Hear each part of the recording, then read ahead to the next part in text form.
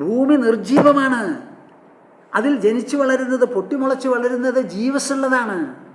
അവിടെ ഒരു വൈരുദ്ധ്യം നിങ്ങൾ കാണുന്നില്ലേ? ആ നിർജീവമായ ഭൂമിയോടാണ് ചോദിക്കുന്നത്, ഭൂമിക്ക് എന്തെങ്കിലും പങ്കുണ്ടോ ഈ ചെടികളിൽ നിന്ന്? ഭൂമിക്ക് പങ്കില്ല. പിന്നെ എങ്ങനെയാ ചെടികൾ പൊട്ടി വളർന്നത്? അതുപോലെയാണ് ഈ പ്രപഞ്ചമുണ്ടായത്. ആദ്യം പറഞ്ഞു 8 കാലി നൂല് നെയ്ത് ഉണ്ടാക്കിയത് പോലെയാണെന്ന്. ഇപ്പൊ പറയണു അതിനപ്പുറമുള്ള ചിന്താഗതി. അപ്പൊ ഈശ്വര സങ്കല്പത്തെക്കുറിച്ച് നിങ്ങൾ സമീപിക്കുമ്പോൾ, അതിനെ വിഭാവനം ചെയ്യുമ്പോൾ ഒരു തരത്തിലല്ല. ആദ്യമായിട്ട് തോന്നുന്ന ഒരു പ്രതികരണവും ഒരു വിലമതിപ്പും ഉണ്ടാവും. കുറച്ചും കൂടി കടന്നാൽ ആ വിലമതിപ്പ് വർദ്ധിക്കും, വേറെ ഒരു തരത്തിലാവും. അത് വിട്ട് കവിഞ്ഞു പോകുന്ന മൂന്നാമത്തെ ഒരു നിലപാടുമുണ്ട്. ആദ്യത്തത് പറഞ്ഞ് രണ്ടാമത്തത് പറയാ, യഥാ പൃഥിവ്യാം ഓഷധയ സംഭവന്തി. ഭൂമി മിണ്ടാതെ അവിടെ ഇരിക്കണേ ഉള്ളൂ. മഴ പെയ്തതിന് ഭൂമിയല്ല കാരണക്കാരി. മഴ പെയ്ത് നനഞ്ഞതോ അല്ല, അത് കഴിഞ്ഞ് മുള പൊട്ടിയതോ അല്ല. ഒക്കെ വലുതായി വികസിച്ച് ചിലത് സസ്യങ്ങളും ചിലത് ചെടികളും ചിലത് വള്ളികളും ചിലത് ഇലകളും ചിലത് പൂക്കളും ചിലത് കായ്കളും ഒക്കെ ആയി മാറിയതോ? ഭൂമിയൊന്നും ചെയ്തിട്ടില്ല, മിണ്ടാണ്ടിരിക്കണേ ഉള്ളൂ. എന്നാൽ ഭൂമിയിലല്ല ഇത് വളരണത്. അതെ. അപ്പൊ ഭൂമി കാരണക്കാരിയാണോ? ആണ്. എത്രത്തോളം? അവിടെയാണ് മാറ്റം. അതുപോലെയാണ് ഈ പ്രപഞ്ചരചന ഉണ്ടായിരിക്കുന്നത്. അതിൽ ആ ഉത്പത്തി കാരണമായിട്ടുള്ളതിന് ഒരു ഹേതുവും അവിടെ നിങ്ങൾ കൽപ്പിക്കാൻ പറ്റില്ല. ഭൂമിയെപ്പോലെ നിശ്ചലമായി നിർവികാരമായിരിക്കുന്നതാണത്. അത് മാത്രമാണോ? അല്ല. യഥാ സതഃ പുരുഷാത് കേശലോമാനി. പ്രേക്ഷകരെ, നിങ്ങളിത് ശ്രദ്ധിക്കുന്നുണ്ടോ? നമ്മുടെ അധ്യാത്മ മൗലികമായിരിക്കുന്ന തത്വമൂല്യ സിദ്ധാന്തങ്ങൾ മുഴുവനും അടക്കി വെച്ചിട്ടുള്ള ഒരു ശ്ലോകമാണിത്. ഉപനിഷത്ത് വചനമാണ്, ഉപനിഷത്ത് ഗാനമാണിത്. അപ്പൊ ഇപ്പൊ പറയുന്നത് എന്താ? യഥാ സതഃ പുരുഷാത് കേശലോമാനി. ഇവിടെ ഭൂമി നിർജീവമാണ്, ചെടികളോ ജീവനുള്ളതാണ്. ആ ചെടികൾ കായ്ക്കും, വളരും, പ്രസവിക്കും, വംശം വർദ്ധിക്കും. അതിനെ കൊല്ലാം, വെട്ടാം, നശിപ്പിക്കാം, പലതുമുണ്ട്. അതിന് വളർച്ചയുണ്ട്, ക്ഷയമുണ്ട്. ഭൂമിക്കോ അങ്ങനെ യാതൊന്നുമില്ല. അപ്പൊ ഈ സൃഷ്ടി മുഴുവനും സജീവമാണെന്നാണോ പറയണത്? അല്ല എന്ന് മൂന്നാമത് പറയുന്നു. യഥാ സതഃ പുരുഷാത് കേശലോമാനി. ജീവിച്ചിരിക്കുന്ന ഒരു ശരീരം ഒരു പുരുഷനിൽ നിന്ന് കേശലോമാനി, തലരോമങ്ങളുണ്ടല്ലോ, ശരീരത്തിലുള്ള രോമങ്ങളും, ഇവ രണ്ടും എങ്ങനെ വളരണു? നിങ്ങൾ ആരെങ്കിലും രോമം വളരാൻ വേണ്ടി എന്തെങ്കിലും ചെയ്യുന്നുണ്ടോ? ചെയ്യണില്ല. വയറ്റിന് ഊണ് കഴിക്കണു, ശരീരത്തിന് വസ്ത്രം ധരിക്കണു, ഉറങ്ങണു, അതൊക്കെയുണ്ട്. രോമം വളരണം എന്ന് ആരെങ്കിലും വിചാരിക്കാറുണ്ടോ? ഉണ്ടെങ്കിൽ തന്നെ വടിച്ചു കളയാറുള്ളത്. നീ വളർന്നത് അപകടം എന്ന് പറഞ്ഞ് വടിച്ചു കളയാ. ചിലരത് പലതരത്തിലും മീശയൊക്കെ ആയിട്ട് വയ്ക്കും, ഒരലങ്കാരമൊക്കെ ആക്കി തീർക്കും.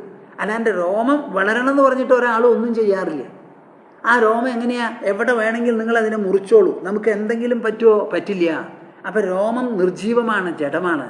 അതുണ്ടായിട്ടുള്ള ശരീരമോ സജീവമാണ്, ചേതനാത്മകമാണ്.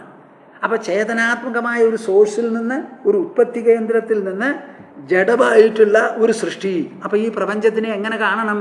ജഡസൃഷ്ടിയാണതിൽ. അതിലെന്തു വന്നാലും പോയാലും അതിൻ്റെ സോഴ്സ് ഉണ്ടല്ലോ, ഉത്പത്തി സ്ഥാനം.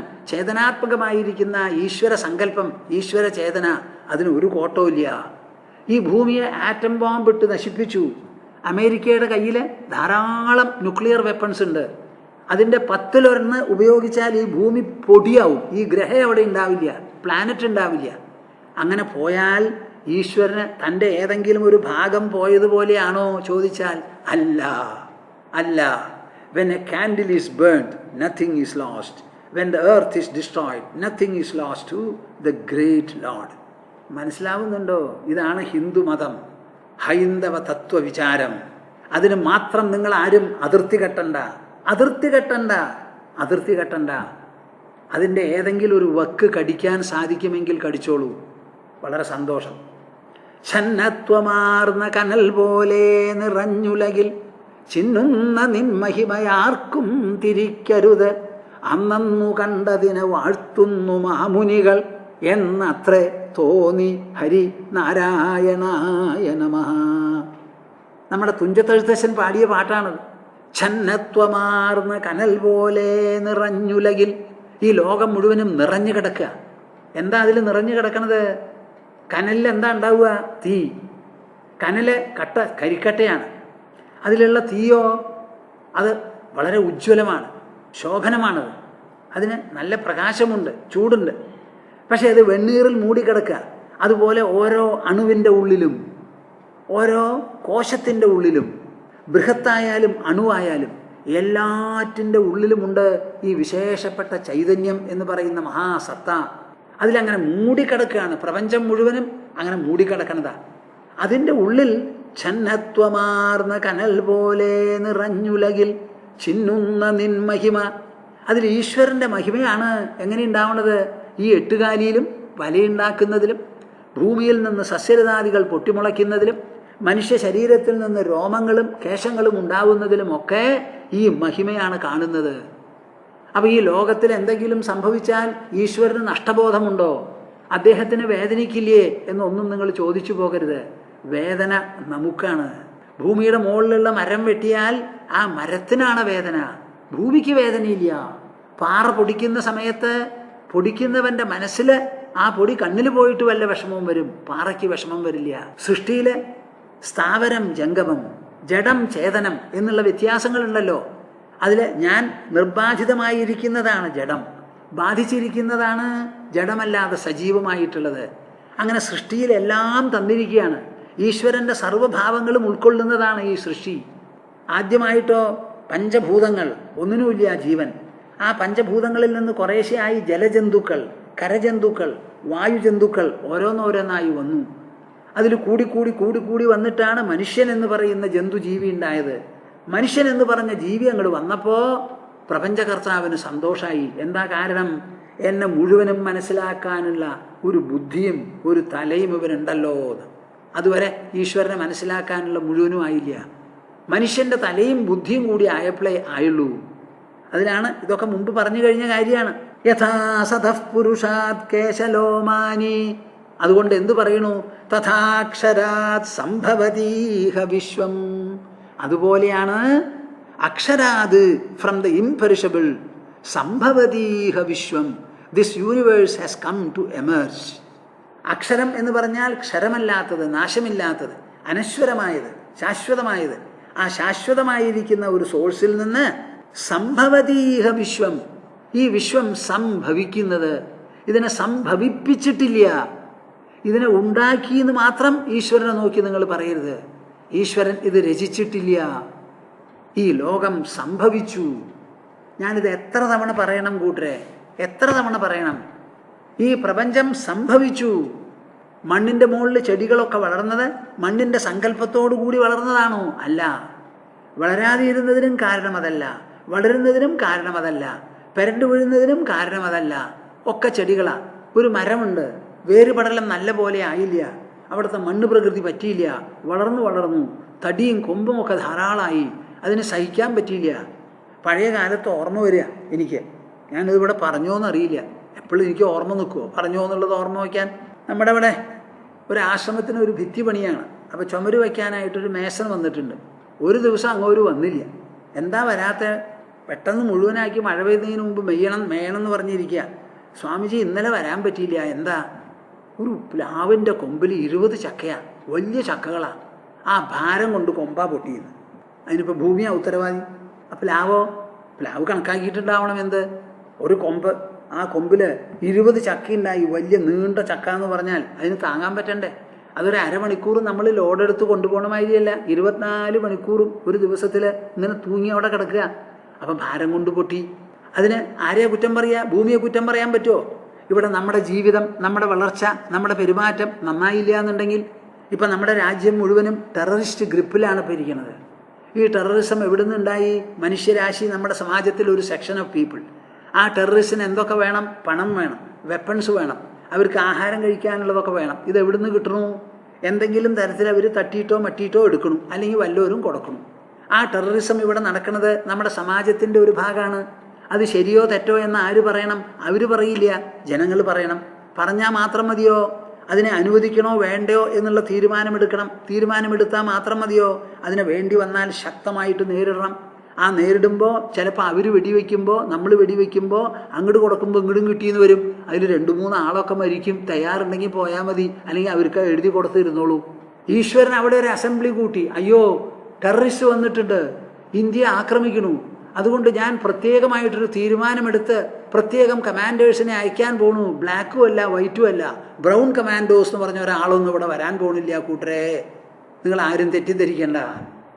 അദ്ദേഹത്തിന് ഒരു കോട്ടവും വരാൻ പോണില്ല. നിങ്ങളുടെ പ്രപഞ്ചം ഉണ്ടായാലും ഇല്ലെങ്കിലും ഈ ഭൂമണ്ഡലം നിലനിർത്തണോ, നമ്മുടെ ആവശ്യമാണോ, നമുക്ക് വേണോ എന്നാ നിലനിർത്തൂ. അതിനെ പരിരക്ഷിക്കൂ. അതിലുള്ള ഗ്രീനറി, ആ പച്ചപ്പുതപ്പ് സുരക്ഷിതമാക്കി നിർത്തൂ. അതിൻ്റെ അന്തരീക്ഷം സുഭഗമാക്കൂ. അതിലത്തെ സമുദ്രവും വെള്ളവുമൊക്കെ വിഷം കലർത്താതെ ഇരിക്കട്ടെ. വായുവിനെ നിങ്ങൾ ദുഷിപ്പിക്കരുത്, മണ്ണിനെ ദുഷിപ്പിക്കരുത്, വെള്ളത്തിന് ദുഷിപ്പിക്കരുത്. നാം ചെയ്യുന്നതൊക്കെയോ മറിച്ചാണ്, ഒക്കെ ദുഷിപ്പിക്കുക. ഈ ദുഷിപ്പിച്ച ആർക്കാ കേട്? ഈശ്വരനല്ല ശ്വാസം മുട്ടുക. അദ്ദേഹത്തിന് മൂക്കുമില്ല, ശ്വാസകോശവും ഇല്ല. വിഷമം മുഴുവൻ നമുക്കാണ്. ഇങ്ങനെ 3 സ്റ്റെപ്പാണ്. ഒന്ന് ദ്വൈതം, വിശിഷ്ടാദ്വൈതം, അദ്വൈതം എന്ന് വേണമെങ്കിൽ പറയാം. എനിക്കിത് പറയാൻ ഇഷ്ടമില്ല. 3 സ്റ്റെപ്പാണ് ഈശ്വരനെ സമീപിച്ച് മനസ്സിലാക്കുമ്പോൾ. യഥോർണനാഭിസൃജതേ ഗൃഹതേ ച യഥാ പൃഥിവ്യാം ഓഷധയഃ സംഭവന്തി യഥാ സതഃ പുരുഷാത് കേശലോമാനി തഥാക്ഷരാത് സംഭവതീഹ വിശ്വം. നമുക്ക് വലിയൊരു ചോദ്യം നമ്മളെ അഭിമുഖീകരിക്കുന്നു. ഒരു ജനായത്ത സംവിധാനമായിരിക്കുന്ന ഭാരതത്തിൽ എന്തെങ്കിലും ആവശ്യങ്ങൾ എന്തോ ആവട്ടെ, അല്ലെങ്കിൽ എന്തെങ്കിലും എതിർപ്പ് എന്തോ ആവട്ടെ, അത് പ്രകടമാക്കാൻ can violence be a means? അതാണ് ഞാൻ പറഞ്ഞത്. ഞങ്ങളുടെ FRNV പ്രസിഡന്റ് ഒരു എഴുത്തയച്ചു പ്രധാനമന്ത്രിക്കും ആഭ്യന്തരമന്ത്രിക്കും. നമ്മുടെ പ്രജകളോട് മുഴുവൻ ഒരു ചോദ്യം ചെയ്യൂ. നിങ്ങൾ എനിക്കിങ്ങനെ ചെയ്യേണ്ടിയിരിക്കണോ, ഒരു തീരുമാനമെടുക്കേണ്ടിയിരിക്കണോ, നിങ്ങൾ എന്ത് പറയണമെന്ന് ചോദിച്ചിട്ട് പ്രജകൾ ആവശ്യപ്പെട്ടു വയലൻസിനെ നേരിടണം എന്ന് പറഞ്ഞാൽ ഭംഗിയായിട്ട് നേരിടും. എന്തത്ര പേടിക്കാനുള്ളത്? ഇലക്ഷൻ വരുമ്പോൾ കൂടുതൽ മെജോറിറ്റിയോട് കൂടി റിട്ടേൺ ചെയ്യും അവരൊക്കെ. എല്ലാവരും മരമണ്ടന്മാരാണെന്ന് വിചാരിക്കരുത്. ഇവിടെ തെരഞ്ഞെടുത്ത ഒരു കക്ഷിയുണ്ടെങ്കിലും ആ കക്ഷി മാത്രം ഉൾക്കൊള്ളുന്നതല്ല ഇവിടുത്തെ പ്രജകൾ. തെരഞ്ഞെടുപ്പിൻ്റെ കണക്കെടുത്ത് പരിശോധിച്ച് നോക്കിയാൽ 1000 ജനങ്ങളുണ്ടെങ്കിൽ 500 ആൾക്കേ വോട്ടുള്ളൂ. ആ വോട്ടുള്ളതിൽ 60% വോട്ട് ചെയ്യുള്ളൂ. അപ്പോൾ 1000 പേരിൽ 300 ആണാണ് വോട്ട്. അതിൽ മെജോറിറ്റി കിട്ടിയാൽ എത്ര കിട്ടും? 150 151 കിട്ടും. അത് ത്രികോണമൊക്കെ ഉണ്ടെങ്കിൽ അത്രയും കിട്ടില്ല. അപ്പോൾ 1000 ആൾ ജനസംഖ്യ ഉള്ളതിൽ കിട്ടാൻ പോകുന്ന വോട്ട് 100 ചില്ലാനാണ്. അപ്പോൾ ഈ 100 ചില്ലാനം പേര് 1000 പേരുടെ അഭിപ്രായം ഉൾക്കൊള്ളുന്നവരാണെന്ന് നിങ്ങൾ എങ്ങനെ പറയും? അപ്പോൾ ഒരു പ്രധാനമന്ത്രിക്ക് തൻ്റെ പ്രജകളെ മുഴുവൻ അഭിസംബോധന ചെയ്യാം. വന്നിരിക്കുന്ന ഒരു പ്രതിസന്ധി, ഈ പ്രതിസന്ധിയിൽ എൻ്റെ മുൻപിലുള്ളത് 2 ഓപ്ഷനാണ്.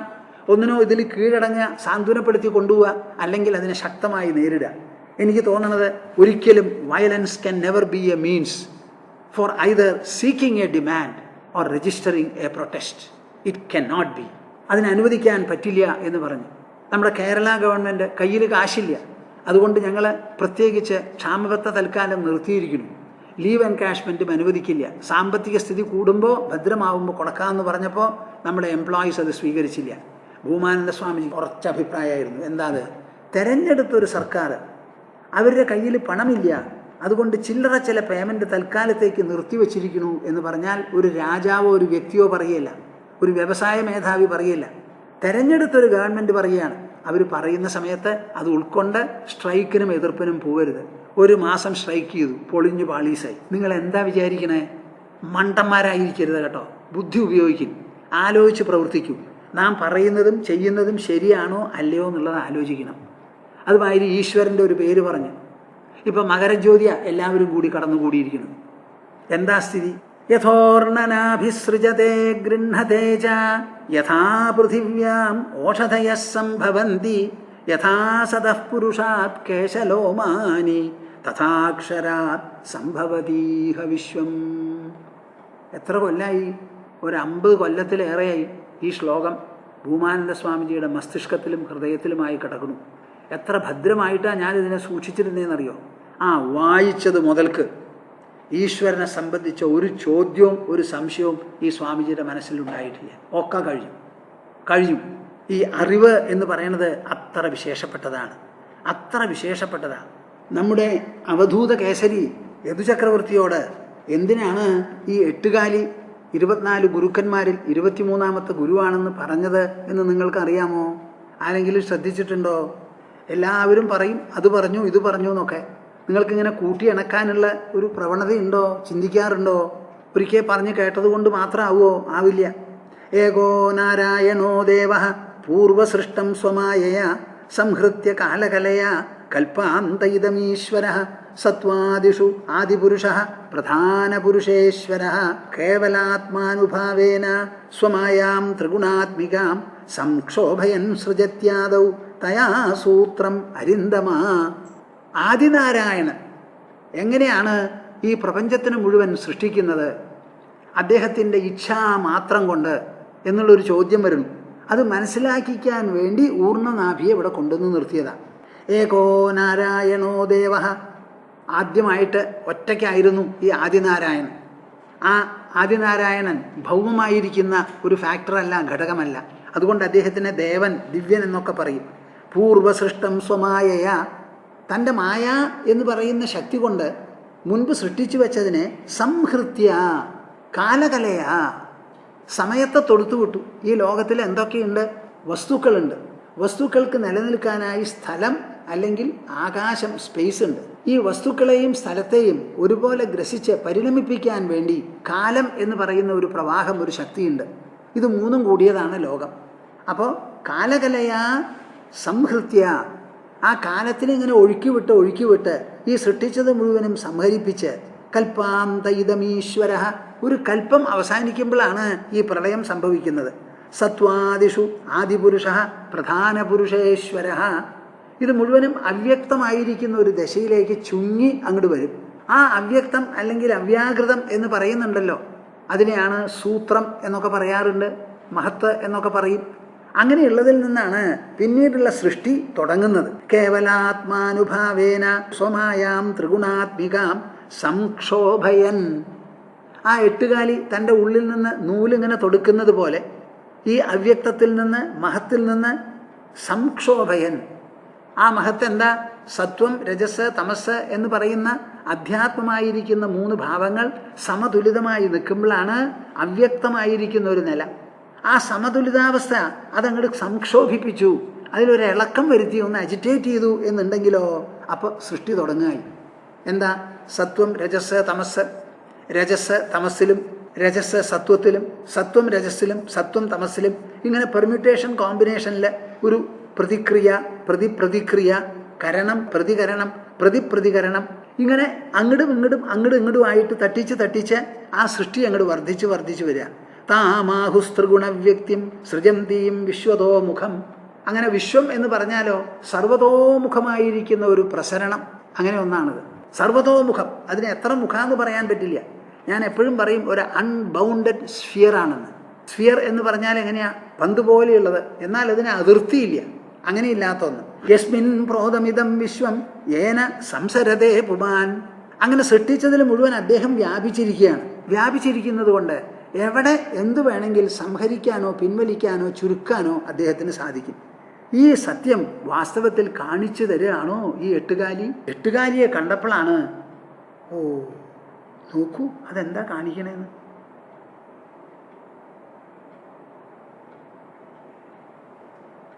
ഇതാണ് എട്ടുകാലി അവിടെ ചെയ്യുന്നത്. അപ്പോൾ എട്ടുകാലിയെ കണ്ടപ്പോൾ മനസ്സിലായി ഇതുപോലെയാണ് ഈശ്വരൻ ഇത് കൈകാര്യം ചെയ്യണത് എന്ന്. അപ്പോൾ എട്ടുകാലി എന്ന് പറയുന്ന ഒരു ഇതിന് വളരെ വലിയ ഒരു അർത്ഥമാണ്, അധ്യാത്മമായിട്ട് അത് നൽകുന്ന സൂചനയാണ്. ഇപ്പോൾ എവിടെ എത്തി നമ്മൾ? മധുഹാ ഹരിണോ മീനഃ പിംഗലാകുരരോർഭക കുമാരി ശരകൃത് സർപ്പ് ഊർണനാഭി സുപേശകൃത്. 24 23 കഴിഞ്ഞു. അതിൽ മാനുണ്ട്, തേനെടുക്കുന്നവനുണ്ട്, പിങ്കളയുണ്ട്, മത്സ്യമുണ്ട്, കുരരപക്ഷിയുണ്ട്, കുട്ടിയുണ്ട്, കുമാരിയുണ്ട്, ശരമുണ്ടാക്കുന്നവനുണ്ട്, സർപ്പമുണ്ട്, എട്ടുകാലിയായി. ഇനി ഒരെണ്ണേ ബാക്കിയുള്ളൂ, സുപേശകൃത്. ഈ വേട്ടാളനായിത്തീരുന്ന ഒരു പുഴു എന്ന് പറഞ്ഞാൽ അറിയാലോ നിങ്ങൾക്ക്. സാധാരണ കാലിൽ നടക്കുന്ന ജന്തുക്കൾ, ആ കാല് അധികവും മിക്കവാറും 4 കാലും അതിൽ കൂടുതലായിരിക്കും. 8 കാലിക്ക് 8 എണ്ണമാണല്ലോ. മനുഷ്യൻ മാത്രമേ 2 കാലിൽ ബാലൻസ് ചെയ്ത് ഇത്ര അധികം ഉയരത്തിൽ നിൽക്കുള്ളൂ. 6 അടി ഉയരമുള്ള ഒരു ശരീരം 2 കാലിൽ ഉറച്ചുകൊണ്ട് ഓടും ചാടുകയും കളിക്കുകയും സർക്കസും ഒക്കെ വേണമെന്നുണ്ടെങ്കിൽ ആ സെൻറ്റർ ഓഫ് ഗ്രാവിറ്റി പ്രിസർവ് ചെയ്യാൻ വലിയ ബുദ്ധിമുട്ടാണ്. അത് മുഴുവനും ചെയ്യുന്നത് നമ്മുടെ തലയാണ്. നമുക്കിങ്ങനെ ചെരിഞ്ഞു നിൽക്കാം, വീഴില്ല. എന്താ കാരണം? വീഴാതെ ഇരിക്കാനുള്ള ഒരു പ്രതിശക്തി നമ്മുടെ ശരീരത്തിൽ നിന്ന് കൊടുക്കണം. കൈ ഇങ്ങനെ പൊന്തിച്ച് നിർത്തി എത്ര നേരം നിർത്താൻ പറ്റും? പൊന്തിച്ച് നിർത്തുമ്പോൾ ആകർഷണ ശക്തി അതിനെ പിടിച്ച് വലിക്കുക. അതിനെ ന്യൂട്രലൈസ് ചെയ്യാനായിട്ടൊരു ശക്തി ബയോളജിക്കലായിട്ട് ശരീരം ഉണ്ടാക്കണം. അപ്പോൾ ഈ 6 അടി പൊക്കമുള്ള ഒരു ശരീരവും വെച്ചുകൊണ്ട് ഇഷ്ടം പോലെ നടക്കണം, ബാലൻസ് തെറ്റാതെ എന്നുണ്ടെങ്കിൽ അതിന് വലിയ ഒരു പ്രതികരണം നമ്മുടെ ഉള്ളിൽ നിന്നൊരു പ്രതിശക്തി ഉണ്ടാവണം. ആ മനുഷ്യ ശരീരം വളരെ വിശേഷപ്പെട്ടതാണ്, 2 കാലം. അതൊന്നുമില്ലാതെ ഇപ്പോൾ പാമ്പാണ്, തേരട്ടയാണ്, അതിലും അനവധി സെൻറ്റിപ്പീഡ് എന്നൊക്കെ പറയാം, 100 കണക്കിന് കാലുകളാണ്. ഈ പുഴു എന്ന് പറയുമ്പോൾ അങ്ങനെയല്ല, അതിന് കാലില്ലാതെ ഇങ്ങനെ നീങ്ങി പോകുന്ന ഒരു സാധനമാണ്. അതിന് കാലും ഇല്ല, ചിറകും ഇല്ല, കയ്യും ഇല്ല, അങ്ങനെ ഒരു സാധനമാണ്. അപ്പോൾ ഇവിടെ എന്താ, സുപേശകൃത്, അങ്ങനെ ഒരു പുഴു. അത് എങ്ങനത്തെ പുഴുവാ? അനവധി പുഴുക്കൾക്ക് പുഴു ഉണ്ടാവും, അങ്ങനെയല്ല. ഈ പുഴുവിനൊരു വിശേഷം, എത്ര മനോദേഹി ധാരയേത് സകലം ധിയ സ്നേഹാദ്വേഷാത് ഭയാദ്വാപി യാതി തത്സസ്വരൂപതാം. ആ പുഴുവിനെ കണ്ട് ഞാൻ പഠിച്ചു എന്നാ പറയണത്. പഠിച്ച പാടെന്താ? എത്ര മനോദേഹി ധാരയേത് സകലം ധിയ. നമ്മുടെ മനസ്സുണ്ടല്ലോ, ശരീരത്തിൻ്റെ ഉള്ളിലുള്ള മനസ്സ് കാണാൻ പറ്റില്ലെങ്കിലും ആ മനസ്സാണ് ശരീരത്തിൻ്റെ അംഗോപാംഗങ്ങളെ മുഴുവനും പ്രവർത്തിപ്പിക്കുന്നത്. കണ്ണിൻ്റെ ഇമ തുറക്കണമെങ്കിൽ മനസ്സ് സങ്കല്പിച്ചാലേ പറ്റൂ. ഒരു വിരൽ മടക്കണമെങ്കിലും വേണം ആ സങ്കല്പം ഉണ്ടായി, വിരൽ കേടുവന്നു, ഞരമ്പൊക്കെ പോയി എന്നുണ്ടെങ്കിൽ അപ്പോഴും മടക്കാൻ പറ്റില്ല. വിരൽ മടക്കണമെങ്കിൽ മനസ്സില്ലാതെ മടക്കാൻ പറ്റില്ല. എത്ര മനോദേഹി ധാരയേത് സകലം ധിയ സ്നേഹാദ്വേഷാത് ഭയാദ്വാപി യാതി തത്തസ്വരൂപതാം. ഈ മനസ്സിൻ്റെ ശക്തി എത്രയാ എന്ന് പറഞ്ഞാൽ, അത് എന്ത് നനയ്ക്കുന്നുവോ അത് ആയിത്തീരും. സാധാരണ നമ്മൾ എന്ത് ചെയ്യണു? പലതും നനച്ച് ആ നനച്ച സാധനങ്ങൾ നമ്മൾ ശേഖരിക്കാനും കൈക്കലാക്കാനും വേണ്ടി പരിശ്രമിക്കുന്നേ ഉള്ളൂ. പക്ഷേ മനസ്സിൻ്റെ സങ്കല്പശക്തി കൊണ്ട് ഒരു വസ്തു ആയിത്തീരുക എന്നുള്ള നില നാം ആരും പുറപ്പെടാറില്ല. എന്നാൽ മനസ്സിൻ്റെ ശക്തി എത്രയുണ്ട്? ഒരാഗ്രഹം തൊടുത്തുവിട്ട് ഒരു വസ്തുവിൽ അഭിലാഷം ജനിപ്പിച്ച് ആ അഭിലഷിക്കുന്ന വസ്തു കയ്യിൽ കിട്ടാൻ വേണ്ടി ദീർഘപരിശ്രമം നടത്തി അത് കയ്യിലാക്കുക എന്നുള്ളത് സാധാരണ നിയമമാണ്. പക്ഷേ മനസ്സിൻ്റെ ശക്തി അവിടെ ഒതുങ്ങുന്നില്ല. എത്ര മനോദേഹി ധാരയേത് സകലം ധിയ. പൂർണ്ണമായിട്ട് മനസ്സിനെ ഏതെങ്കിലും ഒരു കാര്യത്തിൽ ബുദ്ധിയെ ചെലുത്തി ആ വസ്തുവിനെക്കുറിച്ച് ഇങ്ങനെ ആലോചിച്ചു കൊണ്ടിരുന്നാൽ സ്നേഹാത് ദ്വേഷാത് ഭയാദ്വാപി, അങ്ങനെ ചിന്തിക്കാൻ വേണ്ടിയിട്ടുള്ള വികാരം, അതിനുള്ള ഉത്തേജനം, പ്രേരണ സ്നേഹം കൊണ്ടാകാം, വെറുപ്പ് കൊണ്ടാകാം, അല്ല ഭയം കൊണ്ടുമാവാം. അങ്ങനെ സ്നേഹം കൊണ്ടോ ഭയം കൊണ്ടോ വെറുപ്പ് കൊണ്ടോ ഏതെങ്കിലും ഒരു കാര്യത്തെക്കുറിച്ച് പൂർണ്ണമായി നാം ചിന്തിക്കുമെങ്കിൽ യാതി തത്തസ്വരൂപതാം, നമ്മൾക്ക് അതങ്ങടെ ആയിത്തീരും മനസ്സ്. സാധാരണ മനസ്സിൻ്റെ ആ ശക്തിയെക്കുറിച്ച് നാം ഉദ്ബുദ്ധരല്ല, പ്രയോഗിക്കാറുമില്ല. ഇപ്പോൾ പലരും ഭക്തിയിൽ ഈശ്വരനെ ആശ്രയിക്കാറുണ്ട്. ഈശ്വര എൻ്റെ ഈശ്വര എന്നൊക്കെ പറയവർ. എൻ്റെ ഈശ്വര എന്ന് പറയുമ്പോഴും ഈശ്വരൻ അവരുടെ ആയിട്ടില്ല. എൻ്റെ മോനെ എന്ന് പറയുമ്പോൾ അത് പൂർണ്ണമായിട്ട് അവരുടെ മനസ്സതിലുണ്ട്. എൻ്റെ ഈശ്വര എന്ന് പറയുമ്പോൾ അതേമാതിരി മകനോട് എങ്ങനെ എൻ്റെ എന്ന് തോന്നുന്നുവോ അതേമാതിരി ഈശ്വരനോട് തോന്നാറില്ല. അതാ അവർക്ക് ഈശ്വരപ്രാപ്തി ഇല്ലാത്തത്. അപ്പം മനസ്സിനെ പൂർണ്ണമായിട്ട് അങ്ങോട്ട് ലയിപ്പിക്കണം. അങ്ങനെ ലയിപ്പിക്കാനോ സ്നേഹമാകാം, ദ്വേഷമാവാം, ഭയവുമാവാം. ഇവിടെ വേട്ടാളപ്പുഴുവിൻ്റെ കാര്യത്തിൽ എന്താ പറയുന്നത്? ഭയമാണ് അവിടെ പ്രേരണ. യാതി തത്തസ്വരൂപതാം. നമ്മുടെ ഇടയിൽ പൊതുവെ ഒരു പറച്ചിലുണ്ട്, ഒരുത്തനെ തന്നെ നനച്ചിരുന്നാൽ വരുന്നതെല്ലാം അവനെന്നു തോന്നും. ഒരാളെ വിചാരിച്ചിങ്ങനെ നാം ഉറ്റുനോക്കിക്കൊണ്ടിരിക്കുകയാണ്. കുറേ അകലേക്ക് വഴിയിൽ നിന്നിങ്ങനെ ഒരാൾ വരണ കണ്ട നാം വിചാരിച്ച ആളാ വരണേന്ന് തോന്നും. വരണത് ആരോ നമ്മൾ വിചാരിച്ച ആളാന്ന് തോന്നും. അയാൾ കടന്നുപോയി. കുറെ കഴിഞ്ഞ് വേറൊരാൾ വരുമ്പോൾ ഇത് ഞാൻ വിചാരിച്ച ആളാണ്. അപ്പം മനസ്സിന് എന്ത് വിചാരിക്കുന്നുവോ അതിനെ അങ്ങോട്ട് ഫലിപ്പിക്കാനായിട്ട് സാധിക്കും. ഒരുത്തനെ തന്നെ നനച്ചിരുന്നാൽ വരുന്നതെല്ലാം അവനെന്നു തോന്നും. അങ്ങനെ ഒരു പറച്ചിലുണ്ട്. അത് വിട്ടും പറയും. ഇപ്പോൾ അഷ്ടാവക്രൻ ജനകനോട് ഉപദേശിക്കുന്ന സമയത്ത് പറയാണ്, യാ മതിഹി സാ ഗതിർഭവേന്ന്. മനസ്സ് എന്ത് മനനം ചെയ്യുന്നുവോ ആ മനനം ചെയ്യുന്നത് തന്നെ മനസ്സായിത്തീരുമത്ര. എന്നിട്ട് പറയാ, മുക്താഭിമാനി മുക്തോഹി ബദ്ധോ ബദ്ധാഭിമാന്യബി കിം വദന്തീഹ സത്യേയം യാ മതിഹി സാ ഗതിർഭവേത്. ഞാനൊരു മുക്തനാണ് എന്ന് വിചാരിച്ച് ആ അഭിമാനം അങ്ങെടുക്കണം പൂർണ്ണമായി എന്നുണ്ടെങ്കിൽ ആ ആൾ മുക്തനായിത്തീരും. ബദ്ധനാണ് ഞാൻ എന്ന് വിചാരിച്ച് കഷ്ടപ്പെടാൻ തീരുമാനിച്ചാലോ ബദ്ധനുമായി തീരും. അപ്പം ബന്ധനവും മുക്തിയും മനസ്സിൻ്റെ പരിണാമങ്ങളാണ്, മനസ്സിൻ്റെ ഭാവനാബലം കൊണ്ട് സംഭവിക്കുന്നതാണ്. ആ ഭാവനാബലം എത്രയുണ്ട് എന്നുള്ളത് ഈ പുഴുവിനെ കണ്ട് ഞാൻ പഠിച്ചു എന്നാ പറയണത്. ഇത് പറയുന്ന സമയത്ത് യുധിഷ്ഠിരൻ നാരദനോട് പറഞ്ഞതാ ഓർമ്മ വരണത്. എന്താ? യഥാ വൈരാനുബന്ധേന മർത്യസ്തന്മയതാമിയ ന തഥാ ഭക്തിയോഗേന ഇതിമേ നിശ്ചിതാമതി. ശിശുപാലനെ പോലെ ഒരു ബദ്ധവൈരി, ആ വൈരിയെ കൊന്നപ്പോൾ അതിൽ നിന്ന് ഒരു തേജസ് പുറപ്പെട്ട് കൃഷ്ണന്റെ ശരീരത്തിൻ്റെ ഉള്ളിൽ വന്ന് ലയിച്ചു ചേർന്നു എന്ന് യുധിഷ്ഠിരനോട് നാരദൻ പറഞ്ഞപ്പോൾ മഹാരാജാവ് അത്ഭുതപ്പെട്ടു പോയി. ചെറുപ്പം മുതൽക്ക് തന്നെ കൃഷ്ണനെ കുറ്റം പറഞ്ഞുകൊണ്ടും പഴിച്ചുകൊണ്ടുമിരുന്ന ഈ ശിശുപാലന് ഭക്തന്മാർക്ക് പോലും കിട്ടാത്തതായ ഒരു സായുജ്യം ഈ വൈരിക്ക് എങ്ങനെ കിട്ടി എനിക്ക് മനസ്സിലാവുന്നില്ലല്ലോ, എൻ്റെ ബുദ്ധി ഭ്രമിക്കണു എന്നാ പറഞ്ഞത്. അപ്പം അദ്ദേഹം പറയാ, യഥാ വൈരാനുബന്ധേന മർത്യസ്തന്മയതാം യാത്. വൈരം എന്ന് പറയുന്ന ഒരു ഭാവത്തോടുകൂടി ഈശ്വരനെ സമീപിച്ചാൽ, ആ ഈശ്വരനെ സമീപിക്കുന്നത് കൊണ്ട് വൈരഭാവം എത്ര എളുപ്പത്തിൽ സഫലമായി തീരോ, നമ്മുടെ ലക്ഷ്യം നേടിത്തരുമോ, അതുപോലെ ഭക്തിയോഗം കൊണ്ട് സാധിക്കില്ല എന്നാണ് പറയുന്നത്. നിങ്ങൾ കേൾക്കുന്നുണ്ടോ? അത് കേട്ടാലും നിങ്ങളുടെ മനസ്സിൽ തട്ടില്ല. മനസ്സിൽ തട്ടുക എന്ന് പറഞ്ഞാൽ എന്താ? നിങ്ങൾക്കും അതേമാതിരി ഈശ്വര പ്രാപ്തി, ഈശ്വര താതാത്മ്യം നാളുകൾ കൊണ്ടോ ആഴ്ചകൾ കൊണ്ടോ മാസങ്ങൾ കൊണ്ടോ കിട്ടണം. മനസ്സിൻ്റെ കോലാട്ടമാണിത് മുഴുവനും. അപ്പം വൈരഭാവം കൊണ്ട് എത്രത്തോളം തന്മയത്വം നമുക്ക് കിട്ടുമോ, ന തഥാ ഭക്തിയോഗേന. നമ്മുടെ ഭക്തിയിൽ എന്താ പറയണത്?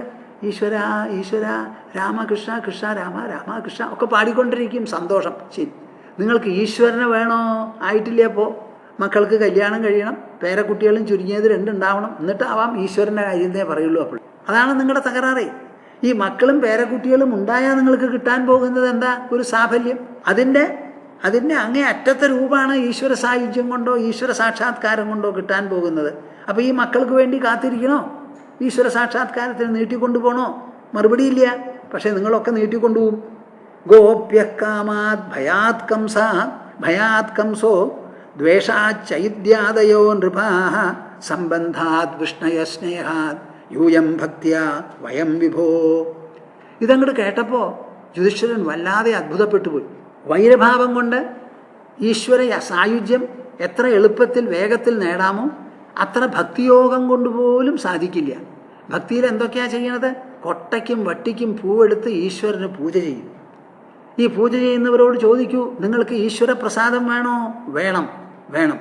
എപ്പോൾ വേണം? അത് സാധാരണയുണ്ട്. അത് എല്ലാറ്റിൻ്റെ കൂട്ടം മതി എന്നാ പറയേ. ഇപ്പം തന്നെ വേണമെന്ന് ആരെങ്കിലും പറയുന്നവരുണ്ടോ? ആ പ്രസാദം എങ്ങനത്തതാ?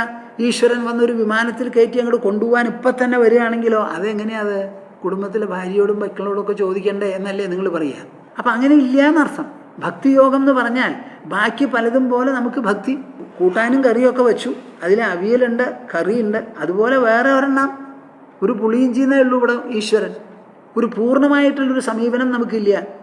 അപ്പോൾ ഗോപികൾ എങ്ങനെയാണോ കാമം കൊണ്ട് ഭയാത് കംസഃ, കംസന്റെ മനസ്സിൽ കൃഷ്ണനെ പറ്റി ഭയമായിരുന്നു. ദ്വേഷാച്ചൈദ്യാദയോ നൃപാഃ ദ്വേഷാച്ചൈദ്യാദയോ നൃപാഃ. ശിശുപാലൻ, ദന്തവക്ത്രൻ മുതലായവർക്കെല്ലാം അത്യന്ത ദ്വേഷ്യമായിരുന്നു. സംബന്ധാത് വിഷ്ണയഃ, വിഷ്ണുകുലത്തിൽപ്പെട്ടവർക്കൊക്കെ കൃഷ്ണൻ ഒരു രക്തബന്ധമുള്ളവനാണ്.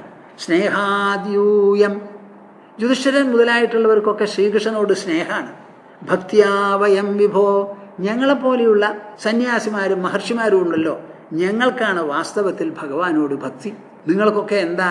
സ്വാർത്ഥലാഭത്തിന് വേണ്ടിയുള്ള ഒരു മാധ്യമം. ഇതാണ് വാസ്തവം. ഗോപ്യകാമാത് ഭയാത് കംസഃ ദ്വേഷാച്ചൈദ്യാദയോ നൃപാഃ സംബന്ധാത് വിഷ്ണയ സ്നേഹാത് യൂയം ഭക്തിയാ വയം വിഭോ. കീടഃ പേശസ്കൃതം ധ്യായൻ കുഡ്യാം തേന പ്രവേശിതഃ യാതി തത് സാത്മതാം രാജൻ പൂർവരൂപം അസന്ധ്യജൻ. വളരെ വിശേഷപ്പെട്ട പ്രസ്താവനയാണ് കേട്ടോ. കീടഃ, ഒരു പുഴുവിനെ വേട്ടാളൻ പിടിച്ചു കൊണ്ടുവന്നു. എന്നിട്ട് ആ വേട്ടാളൻ്റെ കൂട് വളരെ ഉറപ്പുള്ളൊരു കൂടാ.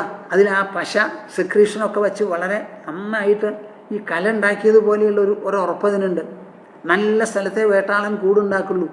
നല്ല മിനുസുള്ള ഫർണിച്ചർ മേശയുടെ ഒക്കെ അടിയിലാണ്. നല്ല സ്ഥലം വേണം അതിന്, മിനുസുള്ളതും വേണം. ഉപായപ്പെട്ടതൊന്നും പിടിക്കില്ല. എനിക്ക് തോന്നുന്നു മണിമാളികക്കാരനാണ് ഈ വേട്ടാളൻ. അവിടെ ഒരു പുഴുവിനെ കൊണ്ടുവന്ന് വെച്ചിട്ടോ സാധാരണ പറയണത് ഇത് ശരിയോ എന്നുള്ളത് അന്വേഷിക്കേണ്ടതാണ്. പുറത്തിരുന്ന് ആ പുഴു വല്ലവരുടെയും പുഴുവാണ്, വേട്ടാളൻ്റെ പുഴുവൊന്നുമല്ല. അത് അവിടെ കൊണ്ടുവന്ന് വെച്ചത് അവർ പറയണത് എന്താ വെച്ചാൽ ഇടയ്ക്ക് ഓരോ കുത്തും കൊടുക്കും അത്ര അതിനെ. അങ്ങനെ കുത്തുമ്പോൾ അതിന് വേദനയുണ്ട്. കണ്ടാൽ പേടിയാണ്. ഊന്ന് പറഞ്ഞുകൊണ്ടിരിക്കുമ്പോൾ പേടിയാണ്. എപ്പോൾ നോക്കിയാലും പേടിച്ച് വേട്ടാളിനെ കുറിച്ച് ആലോചിച്ച് ആ പുഴു വേട്ടാളിനാവുന്നു. കീട പേശസ്കൃതം ധ്യായൻ, കൂട്ടിൽ കൊണ്ടുവച്ച് അവിടെ ഇരിക്കുന്ന ആ കീടം പേശസ്കൃതം ധ്യായൻ കുഡ്യാം തേന പ്രവേശിത, ഒരു മരത്തിലോ ചുമരിലോ കൊണ്ടുവച്ച് അവിടെ ഇരുത്തി ധ്യായൻ, ആ പേടിച്ച് പേടിച്ച് പേടിച്ച് മനസ്സെപ്പോഴും വേട്ടാളമയമാവുമ്പോൾ യാതി തത്സാത്മതാം രാജൻ, രാജാവേ ആ പുഴു വേട്ടാളനായിത്തീരണു. പൂർവരൂപം അസന്ധ്യജൻ, അതെങ്ങനെയാ? അതിനൊരു ശരീരമുണ്ടായിരുന്നു, ആ ശരീരം ചെത്തിട്ട് രണ്ടാമതൊരെണ്ണം മുളയ്ക്കുകയല്ല, ആ ശരീരം ഉപേക്ഷിക്കാതെ തന്നെ ആ പുഴു ശരീരം മാറി, അല്ലെങ്കിൽ അതിലെ വേട്ടാള ശരീരം അങ്കിതമായി തീരുന്നു. ഇതാണ് അവിടെ മാറ്റം. മനസ്സിൻ്റെ ഭാവനാബലത്താൽ ദേഹത്തിന് പോലും പരിണാമം വരുന്നു എന്നുള്ളതാണ് ഇവിടെ മനസ്സിലാക്കേണ്ടത്. മനസ്സിൻ്റെ ഭാവനാബലത്താൽ, മനസ്സിന് ഭാവനയല്ലേ ഉള്ളൂ, ആ ഭാവനയുടെ ബലം ഇതുവരെ ദ്രവ്യമയമായിരിക്കുന്ന ശരീരത്തിൽ പോലും മാറ്റം വരുത്താൻ അതിന് സാധിക്കും. സാധാരണ നമ്മൾ ഉപയോഗിക്കാറില്ല എന്നേ ഉള്ളൂ. നിങ്ങൾ മനഃശക്തി ഉപയോഗിച്ച് പരിശോധിക്കണമെന്നുണ്ടെങ്കിൽ എനിക്ക് നാളെ ഒരു കൊല പഴം വേണം, എനിക്കൊരു കൊല പഴം നാളെ വേണം എന്ന് ഉറപ്പിച്ച് ചിന്തിക്കൂ. എങ്ങനെയെങ്കിലും ഒരു കൊല പഴം നിങ്ങൾക്ക് കിട്ടും. എനിക്ക് കിട്ടിയില്ല എന്ന് പറഞ്ഞ് നിങ്ങൾ എനിക്ക് എഴുതുമോ, അതോ സ്വാമിജി പറഞ്ഞ മാതിരി കിട്ടിയെന്ന് പറഞ്ഞ് എഴുതുമോ? കണ്ടറിയണം. കീടപേശസ്കൃതം ധ്യായൻ കുഡ്യാം തേന പ്രവേശിത യാതി തത്സാത്മതാം രാജൻ പൂർവരൂപം അസന്ധ്യജൻ. ആ ലാസ്റ്റ് ലൈന് വലിയ അർത്ഥമാണ്. പൂർവരൂപം അസന്ധ്യജൻ, പൂർവരൂപത്തെ ഉപേക്ഷിക്കാതെ തന്നെ വേട്ടാളന്റെ രൂപം കിട്ടുന്നു. ഭാവിതം തീവ്രവേഗേന വസ്തുയൻ നിശ്ചയാത്മന തദേവ പശ്യത്യഖിലം സദാ തദ്ഭാവഭാവിതഃ. ഇത് യോഗവാസിഷ്ഠത്തിൽ ശ്രീരാമനോട് വസിഷ്ഠർ പറയുന്ന ഒരു ശ്ലോകമാണിത്.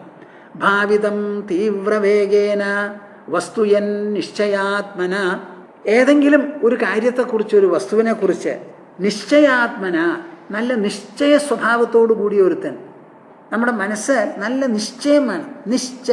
നിശ്ചയം അചഞ്ചലമായിരിക്കുന്ന ഒരു സങ്കല്പം, അതിൽ ഉറച്ചു നിൽക്കണം. അതിലോ ഭാവനാബലം തീവ്രമാവണം.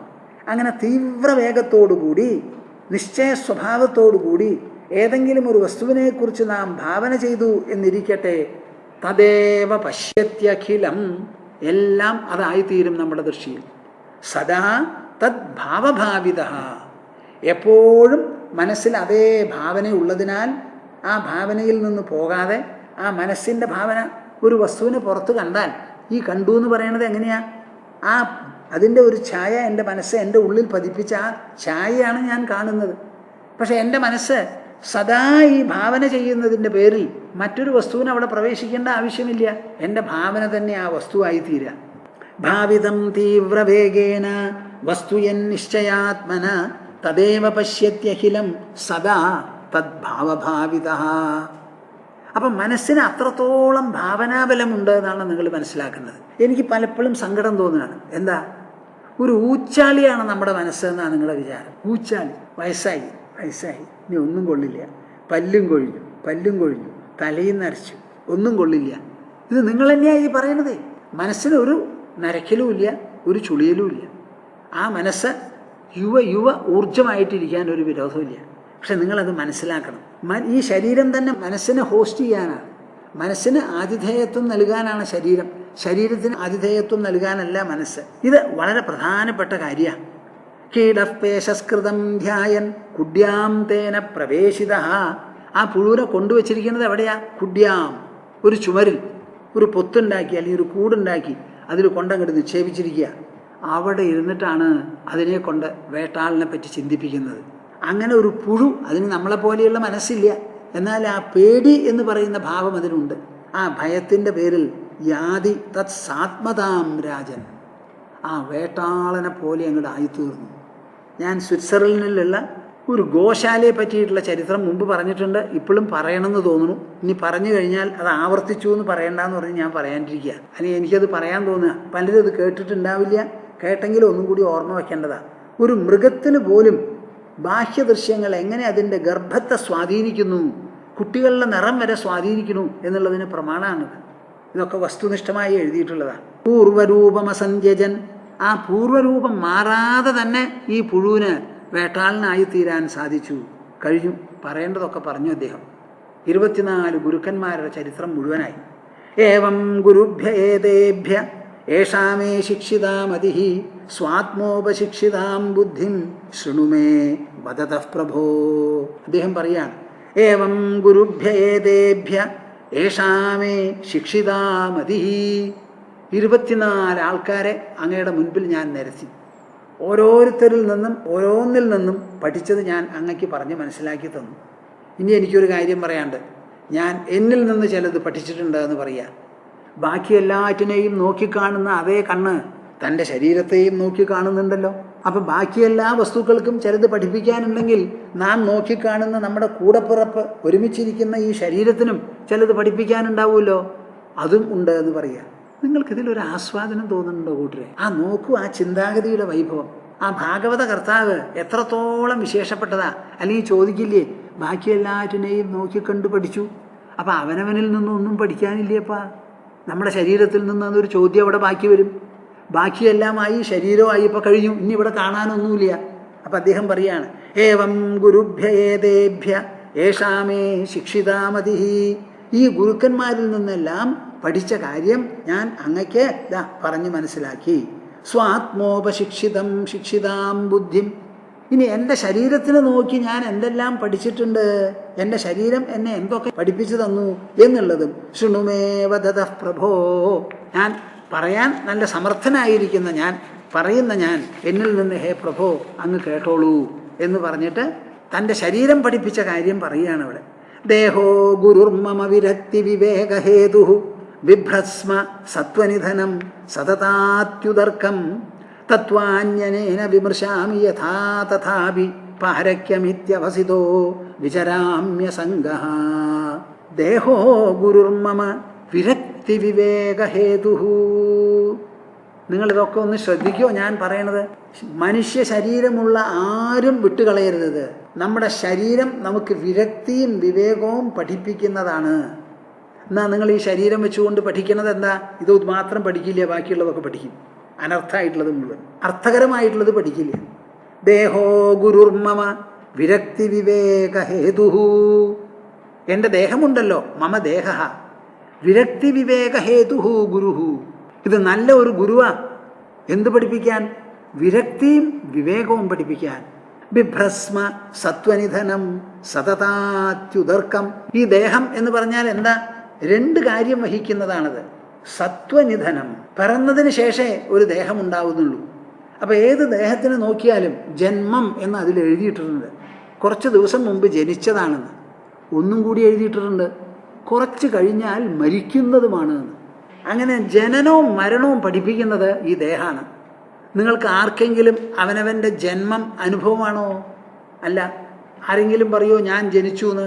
പറയില്ല. ആരെങ്കിലും പറയുമോ ഞാൻ മരിച്ചു എന്ന്? പറയില്ല. എന്നാലും ഇത് ദേഹത്തിനെ വെച്ചുകൊണ്ട് ജനനവും മരണവും നമുക്ക് വിഷയമാണല്ലോ. അതെങ്ങനെയാ? ഈ ദേഹം ജനിച്ചതിന് ശേഷമേ ഉണ്ടാവുള്ളൂ, മരണം വരെ ഉണ്ടാവുള്ളൂ, മരിക്കുകയും ചെയ്യും. അപ്പം എന്താ ഇവിടെ പറയുന്നത്? ബിഭ്രസ്മ സത്വനിധനം സതതാത്യുദർക്കം.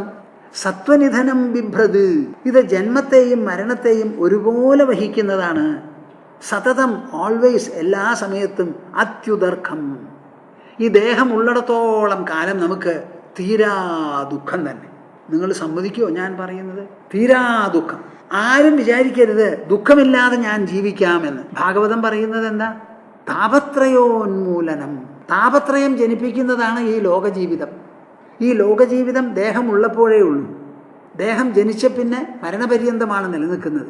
അപ്പം എപ്പോൾ നോക്കിയാലും നമ്മുടെ ദേഹത്തിൽ ജനിച്ചു കഴിഞ്ഞത് മരണത്തിനോടടുക്കുന്നത്, മരണം ആനയിക്കുന്നത്, മരിക്കാൻ പോകുന്നത്, മരിച്ചു കൊണ്ടിരിക്കുന്നത് എന്നൊരു തോന്നലില്ലാതെ പറ്റില്ല. അങ്ങനെ ആലോചിക്കുമ്പോൾ തന്നെത്താനെ എനിക്ക് വിരക്തി വരുന്നു. എനിക്ക് വിരക്തി പഠിക്കാൻ ഒരു സ്ഥലത്തേക്കും പോണ്ട. എൻ്റെ ദേഹത്തിനെ മാത്രം ആലോചിച്ചാൽ മതി. ഞാൻ ഏത് ദേഹത്തോടു കൂടിയായിരിക്കുന്നത്? കുറച്ചു നാൾ മുമ്പ് ജനിച്ചത്, കുറേ കഴിഞ്ഞാൽ മരിക്കാൻ പോകുന്നത്, ജനന മരണത്തിൽ നിന്ന് രക്ഷപ്പെടാൻ പറ്റാത്തതും ജനന മരണങ്ങൾക്കിടയിൽ മാത്രം നിലകൊള്ളുന്നതുമാണ് എൻ്റെ ശരീരം. അപ്പോൾ ആ ശരീരം എന്താ സൂചിപ്പിക്കുന്നത്? നശ്വരതയാണ് സൂചിപ്പിക്കുന്നത്. നശ്വരമായ ഒരു ശരീരത്തിലാണ് നമ്മുടെ വാസം. ആ നശ്വരതയെ മനസ്സിലാക്കാതെ ഒരു ശരീരവാസം നമുക്ക് ഉണ്ടാവുമോ? ഉണ്ടാവാൻ പാടില്ല. ദേഹോ ഗുരുർമമ വിരക്തി വിവേകഹേതു ബിഭ്രസ്മ സത്വനിധനം സതതാത്യുദർക്കം. എപ്പോഴും ലോകത്തിൽ ജീവിക്കുമ്പോൾ താപത്രയത്തിന് വിധേയമാകാതെ പറ്റില്ല എന്ന് ഭാഗവതം പറയുന്നു. ഭഗവത്ഗീതയിൽ കൃഷ്ണൻ പറയുന്നത് എന്താ? ഈ ഇന്ദ്രിയവും ഇന്ദ്രിയ പദാർത്ഥവും കൂടി സമ്പർക്കം ഉണ്ടാവുന്നതാണ് ലോകജീവിതം. ആ സമ്പർക്കമുള്ളപ്പോൾ സുഖദുഃഖദാഹ, സുഖദുഃഖങ്ങൾ ജനിപ്പിക്കുന്നതാണ്. കണ്ണുണ്ടോ? കാണുന്നില്ലേ? ഉവ്വ്. കാണുന്നുണ്ടെങ്കിൽ ആ കാഴ്ച സുഖവും ദുഃഖവും ജനിപ്പിക്കും. ചെവിയുണ്ടോ? കേൾക്കുന്നുണ്ടോ? ഉവ്വ്. അപ്പം കേൾക്കുന്നുണ്ടെങ്കിൽ ചില വാക്കുകൾ നല്ലതും ചില വാക്കുകൾ നല്ലതല്ല, ദുഃഖവും സുഖവും ഉണ്ടാവും. അപ്പം ദുഃഖം സുഖം എന്നുള്ളത് നമുക്ക് തള്ളിക്കളയാൻ പറ്റുമോ? പറ്റില്ല. ദേഹമുള്ളത് വരെ തീരാ ദുഃഖം തന്നെ. തത്വാന്യനേന വിമൃശാമി യഥാ തഥാഭി, തത്വാന്യനേന വിമൃശാമി യഥാ തഥാഭി. എന്നാലൊരു വിശേഷമുണ്ട്. എന്താ? മനുഷ്യ ശരീരമാണ്. അതുകൊണ്ട് മൃഗങ്ങളുടെ ശരീരത്തെ പോലെയല്ല, മനുഷ്യൻ്റെ ഒരു തലയാണ്. ആ തല ആലോചിക്കാൻ സമർത്ഥമാണ്. കാണു മാത്രമല്ല, കണ്ടതിനെക്കുറിച്ച് ആലോചിക്കും. ആലോചിക്കുമ്പോഴോ ഈ വിരക്തി വിവേകം ഉണ്ടാവുക. തത്വാന്യനേന വിമൃശാമി. ശരീരം നശ്വരമാണ്, മനസ്സും നശ്വരമാണ്, ബുദ്ധിയും നശ്വരമാണ്. ഈ നശ്വരത എങ്ങനെ നിലനിൽക്കുന്നു എന്ന് ചോദിച്ചാൽ ഇതിന് അധിഷ്ഠാനമായിട്ടൊരു അനശ്വരമായ പൊരുളുണ്ട്. ആ പൊരുളാണ് ഞാൻ എന്നിങ്ങനെ ഞാൻ പറയുന്നത്. അപ്പോൾ ഇത് എങ്ങനെ നശ്വരമോ ആ നശ്വരതയുടെ കൂടെ ഒരു അനശ്വരതയുടെ പ്രകാശവും അവിടെ ഉണ്ട് എന്നുള്ള തത്വം വിമർശനം ചെയ്ത് വിചാരം ചെയ്ത് കൂലങ്കഷമായി ചികഞ്ഞ് പരിശോധിച്ച് വിലയിരുത്തി തെരഞ്ഞ് കണ്ടുപിടിച്ച് അതിനെ നല്ല പോലെ ഉറപ്പിക്കാൻ എനിക്ക് സാധിക്കുന്നു. പാരക്യമിത്യവസിതോ, അങ്ങനെയുള്ള ദേഹം പാരക്യം എന്ന് പറഞ്ഞാൽ എന്താ അർത്ഥം? ഇത് എൻ്റെ അല്ല, അത് ജീവിക്കുന്നത് എന്തിലാ? ഭൂമിയുടെ ആകർഷണ ശക്തി കൊണ്ട് ഭൂമിയിൽ സഞ്ചരിക്കുന്നു. 4 ഭാഗത്തും വായു ഉള്ളത് കൊണ്ട് ശ്വസിക്കണം, വെള്ളമുള്ളത് കൊണ്ട് കുടിക്കണം, ഭക്ഷണപദാർത്ഥങ്ങൾ ഉള്ളത് കൊണ്ട് കഴിക്കണം. ഇപ്പോൾ ലോകത്തിൽ വല്ലാത്തൊരു ഭക്ഷ്യം ഷോർട്ടേജാണ് വരാൻ പോകുന്നത്. ഈ ഷോർട്ടേജ് കണ്ടമാനം വന്നു നമുക്ക് നികത്താൻ പറ്റിയില്ലെങ്കിലോ? സർവ്വദിക്കിലും വെള്ളപ്പൊക്കമായി, പെസ്റ്റായി, ഒരു സാധനവും അഗ്രികൾച്ചറൽ പ്രോഡ്യൂസ് ഉണ്ടാവണില്ല എന്ന് പറഞ്ഞാൽ 1 മാസം 2 മാസത്തിൽ ഇതൊക്കെ ചത്തുകളയും. പാറ്റകൾ ഇത്ര വേഗം ചാവില്ല, അത്ര വേഗം നമ്മളും ചത്തുപോകും. ആരും ഇതൊന്നും ആലോചിക്കുന്നില്ല എന്ന് മാത്രമേ ഉള്ളൂ. എന്തോ കാരുണ്യത്താൽ ഇങ്ങനെ നടന്നു പോണു. തഥാപി പാരക്യം ഇത്യവസിതോ വിചരാമ്യസംഗഃ. പാരക്യം ഇത് പരകീയമാണ്, സ്വകീയമല്ല, എൻ്റെ അല്ല എന്നുള്ള തീരുമാനത്തോടുകൂടി വിചരാമി അസംഗഃ, ഞാൻ സംഘമില്ലാതെ ഒട്ടലില്ലാതെ വളരെ സ്വാതന്ത്ര്യത്തോടുകൂടി സ്വതന്ത്രനായി ഇതാ സഞ്ചരിക്കുന്നു. എന്തിനാ അവധൂതനായെന്ന് ചോദിച്ചാൽ ഇതൊക്കെയാണ് എൻ്റെ ബുദ്ധിയുടെ വൈഭവമാണത്, എൻ്റെ ബുദ്ധിയുടെ നിർബന്ധമാണത്, ലോകത്തിൻ്റെ ആഹ്വാനമാണത്, എൻ്റെ ശരീരം പ്രേരിപ്പിക്കുന്നതാണിത്. ഇങ്ങനെ അല്ലാതൊരു ജീവിതവൃത്തി സാധ്യമല്ല. ഇത് തന്നെ ബുദ്ധിയുള്ളവരെ ആലോചിച്ച് നോക്കിയാൽ മനസ്സിലാവുന്നതാണിത്. തത്വാന്യനേന വിമർശാമി യഥാ തഥാഭി പാരക്യമിത്യവസിതോ വിചരാമ്യസംഗഃ. ദേഹോ ഗുരുർമമ വിരക്തി വിവേകഹേതുഃ. പോട്ടെ എൻ്റെ പ്രേക്ഷകരെ, നിങ്ങൾ ആരെങ്കിലും നിങ്ങളുടെ ദേഹത്തിനെ നോക്കി ഇങ്ങനെയുള്ള വിരക്തിയോ ഇങ്ങനെയുള്ള വിവേകമോ വളർത്തിയിട്ടുണ്ടോ? ഉണ്ടോ? മിക്കവാറും ഇല്ല എന്ന് പറയാനേ നിങ്ങൾക്ക് പറ്റുള്ളൂ. നിങ്ങളുടെ കുട്ടികളിൽ ഇതെങ്ങാനും വളർത്താൻ പരിശ്രമിക്കുന്നുണ്ടോ? ഇല്ല.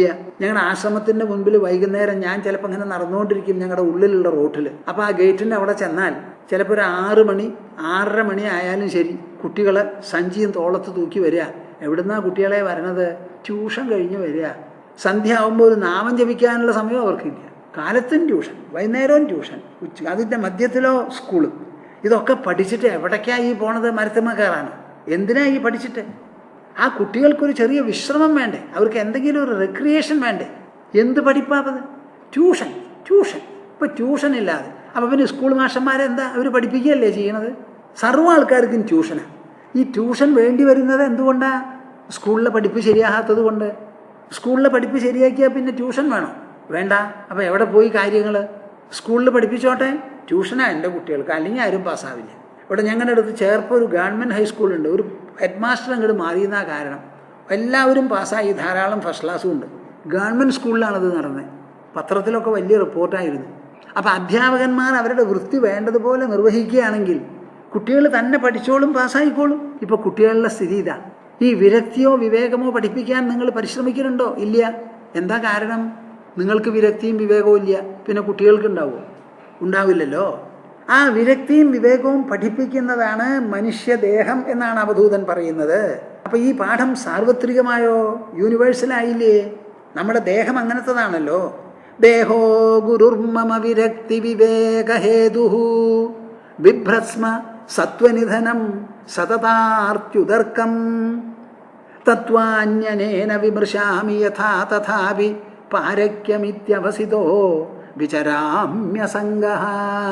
ഒരിക്കലും എൻ്റെ ശരീരം എൻ്റെ ആണെന്ന് ഞാൻ അഭിമാനിക്കുന്നില്ല.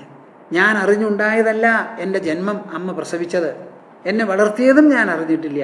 എനിക്ക് ബുദ്ധി വന്നതിന് ശേഷം ഞാൻ അമ്മയാണെന്ന് പറഞ്ഞപ്പോൾ മനസ്സിലാക്കിയതേ ഉള്ളൂ. അത്രേ ഉള്ളൂ, വേറെ ഇല്ല.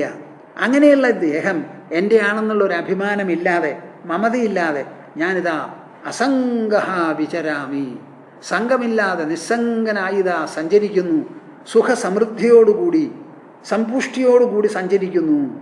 ജായാത്മജാർത്ഥ പശുഭൃത്യ ഗൃഹാപ്തവർഗാൻ പുഷ്ണാദിയത് പ്രിയചികീർഷതയാ വിതന്വൻ സ്വാന്തേ സകൃച്ഛ്രം അവരുദ്ധധനഃ സദേഹ സൃഷ്ട്വാസ്യ ബീജം അവസീദതി വൃക്ഷധർമ്മ. സാധാരണക്കാരെന്താ ചെയ്യുന്നത്? ഞാനിങ്ങനെ അസംഗനായി സഞ്ചരിക്കുന്നു. സാധാരണക്കാരോ ജായാത്മജാർത്ഥ പശുഭൃത്യ ഗൃഹാപ്തവർഗാൻ പുഷ്ണാതി യത് പ്രിയ ചികീർഷതയാ വിതന്വൻ. കഷ്ടപ്പെട്ട് സമ്പാദ്യം, പണം സമ്പാദിക്കുന്നു. ആ സമ്പാദിക്കുന്നത് എളുപ്പത്തിലല്ല, വളരെയധികം കഷ്ടപ്പാട് അനുഭവിക്കണം. ആ സമ്പാദിച്ച പണം കൊണ്ട് എന്താ ചെയ്യുന്നത്? ജായ ആത്മജ അർത്ഥ പശു ഭൃത്യ ഗൃഹ ആപ്തവർഗാൻ, ഇവരെ ഒക്കെ പുഷ്ണാതി, ഭാര്യ, മക്കള്, പല വിധത്തിലുള്ളതായ സാമഗ്രികൾ സൗകര്യത്തിനും സുഖത്തിനും വേണ്ടി, പിന്നെ മൃഗങ്ങൾ, വളർത്തുമൃഗങ്ങൾ, സേവകന്മാർ, ഭൃത്യന്മാർ, ഗൃഹം, വീട്, ആപ്തവർഗാൻ, ബന്ധുക്കൾ, ഇവരെയൊക്കെ. ബന്ധുക്കൾ എന്ന് പറഞ്ഞാൽ എന്താ? സോഷ്യലൈസേഷൻ. നല്ല പേരുണ്ടാവാൻ വേണ്ടി ചങ്ങാതിമാരെയൊക്കെ വിളിക്കും. കയ്യിൽ പണം ഉണ്ടെങ്കിലും കടം മേടിച്ച് വിളിച്ച് അവർക്ക് പാർട്ടിയൊക്കെ നടത്തി അങ്ങനെ നടത്തുന്ന ഏർപ്പാടുകൾ. എന്തിനു വേണ്ടിയിട്ടാണ് ഇതൊക്കെ? നിങ്ങൾ തന്നെ ആലോചിക്കൂ. എന്നും അവർക്ക് ഊണ് കഴിക്കാനുണ്ട്. പിന്നെ നിങ്ങൾ എന്തിനാ പാർട്ടിക്ക് വിളിക്കാൻ പോണേ? ഈ പാർട്ടിക്ക് വിളിച്ചാൽ ഒരു ചിലവല്ലേ? അവരുടെ പാർട്ടിക്ക് പോയാൽ നിങ്ങൾക്കും പാർട്ടി കൊടുക്കണം. അപ്പം അങ്ങോട്ട് പോയി ഇങ്ങോട്ടും വന്നു. നീ എന്നെ ചൊറിയ, ഞാൻ നിന്നെ ചൊറിയാം. ഇതാണല്ലോ നമ്മുടെ സമ്പ്രദായം. ഇതല്ലേ ഇപ്പോൾ നടക്കുന്നത്?